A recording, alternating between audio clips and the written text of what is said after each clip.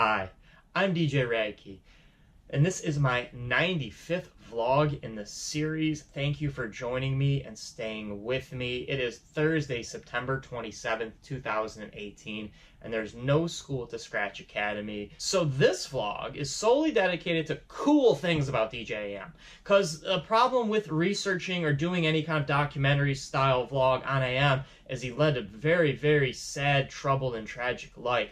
A very difficult childhood, a very tough upbringing, troubled teenager, heavy drug use, did remain sober late in life up until his unfortunate passing, but I want to keep this vlog positive. So rest in peace, Adam Michael Goldstein. This is a tribute to you, and I've found 10 cool things in your life that I want to share with my viewers about you, because if they do research on you, unfortunately, there's a lot of sad things. There's a lot of probably awesome people who had awesome memories of you, how you played, how influential you were in Las Vegas, how influential you were to the DJ community as a whole, and even to this day. We have your picture up. We have AM's picture up in the Academy. So, again, rest in peace, Mr. Goldstein. I want to have all happy thoughts, and these are my top 10 coolest things I've found out about AM. So number 10. When he played at Rain, he would pull up, he would valet, he would get out, he would walk in, and he would play.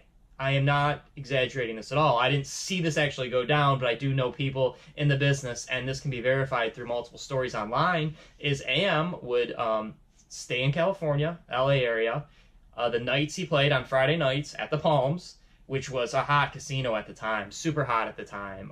Super hot casino, super hot nightclub, the place to be. It was off the strip, but yet still had that same strip energy. That'd be like the equivalent now of like Diplo playing at Wynn or Excess or any big major nightclub in Las Vegas. Literally driving his car up to the valet, getting out where everybody else gets out, walking up to the club. He didn't go through the main entrance of the club. They had somebody from the club escort him in, and he just walked right in, walked to the DJ booth, and hit play. I just think that's a cool story. I think it's a cool DJ thing. No entourage, no managers. I mean, heck, on bigger gigs, I bring a manager, or I bring Gabe, I bring a friend, I bring somebody. AM just showed up by himself. No boys with him. He just pull up, throw the valet his keys, walk up. Maybe sign an autograph or two, or people maybe just didn't even realize it was him pulling up because he was dressed really very casual as well. So if you didn't know it was him, maybe you didn't know it was him, and here's a guy making 20 grand that's not even spending the night there, didn't come in early, he's not getting to eat, he didn't bring like 10 friends, no bottle service, just playing. I thought that was just a cool thing that he did. In tribute to AM, the Palms actually dimmed their lights the night he passed away, which was the night he was supposed to play. I do remember the night vividly. I was out in Vegas. Number 9. He DJ'd for Crazy Town, and Crazy Town was definitely a one-hit wonder, but Crazy Town had that song Butterfly. Come my lady, come my lady, you're my sugar girl, sugar baby, or something like that. Anyway, it was a 2001 song, it was a #1 song in America. He DJ'd for the band, and the band, I found out a cool fact as well, the song was co-written by John Frusciante and Flea. Flea, of course, the bassist, and John Frusciante of the guitarist, longtime guitarist of the Red Hot Chili Peppers, one of my favorite rock bands. I had no idea that was a #1 song, which is awesome that a DJ, he didn't get writing credits, but he did DJ and scratch on it. But the song was co-written by one of the best bassists, one of the greatest guitarists in rock history. In my opinion, I'm a huge Chili Peppers fan. So I thought that was a cool fact about him playing in Crazy Town. I knew that, but I didn't know the Red Hot Chili Peppers part. Number 8, he was part owner of 2 major nightclubs. LAX, which was the nightclub in the Luxor, used to be Raw. Raw was in that place. Raw was an iconic Las Vegas nightclub. LAX replaced it. And then Dusk at Caesars in Atlantic City. I've never been there, but I have been to LAX, and I've actually been in the DJ booth. Shout out to Absent Minded, dragged me up to the DJ booth, and I had a chance to stand in the DJ booth that AM played at in LAX and actually owned. So that was kind of cool. Number 7, he had his own TV show. Unfortunately, the show was called Gone Too Far, and it was about recovery and addicts, and maybe one of the symptoms that, is kind of speculated that kind of triggered his relapse and his ultimate death. It aired posthumously after his death, October 12, 2009. But how cool was that a DJ had his own show on MTV, and it wasn't even about DJing. I guess he approached the execs at MTV or somebody he knew producer-wise, said, hey, let's do a show about my life, but I don't want it to be about DJing. Let's do something bigger than that. Which, I mean, he did help people. I mean, there was 8 episodes. It's a sad show, a sad tale, but the fact that he was a DJ who had his own show and it wasn't even about DJing, how cool is that? Number 6, he appeared on multiple TV shows and movies, but the coolest thing I think of his collective group of media exposure was he was a South Park character. He was a South Park character. It was after his death, and it was, maybe ill-timed because Michael Jackson also appeared on that same episode. So if you're a South Park character, you've definitely made it in life. But he's also was on Iron Man 2, and the movie was actually dedicated to him. He had a dedication. I mean, you're talking the sequel to one of the biggest action hero movies ever. Of course, with Jon Favreau in it. It was in my favorite movie, Swingers. He actually loved the whole idea of having AM DJ and had AM set up his equipment throughout a week of shooting that he was there and taught Jon Favreau how to DJ. I mean, that's awesome. That's super awesome. Like, yeah, can you be in the background? And he shows up and he actually ends up, showing Jon Favreau, an awesome actor, one of my faves, how to DJ. I mean, great, right? And of course, he was an Entourage.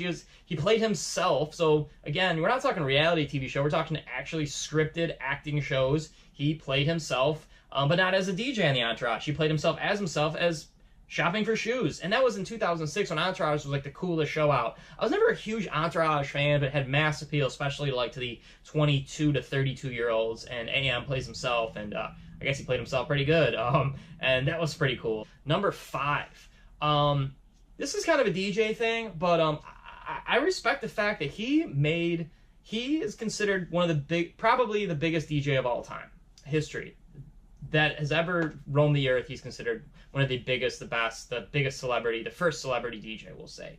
And he, according to my research, has 8 official remixes. He never produced original material. There's no DJ AM songs. It's not like now where the Chainsmokers have Chainsmokers songs and people are paying a ton of money to hear the Chainsmokers DJ the Chainsmokers songs. No one was paying that kind of money to see AM DJ AM songs, because there were no AM songs. Everything was live. He was doing mashups live. He was a revolutionary. So I think that's super cool.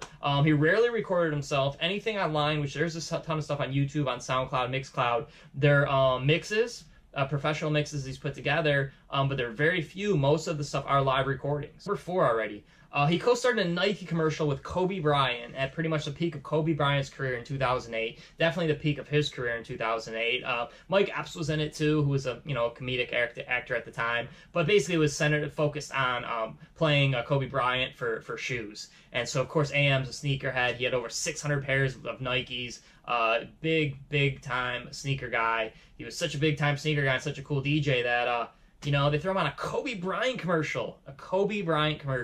I mean, probably only bigger than that would have been Michael Jordan, but he was already retired by then. So, I mean, basically the biggest NBA star at that time, Kobe Bryant, DJ gets a commercial with them. And not just in the background, like he literally co-starred with them. Check it out. That was from 2008. How cool is that? Been a commercial with Kobe Bryant. Number 3 on the coolest thing DJ AM has done.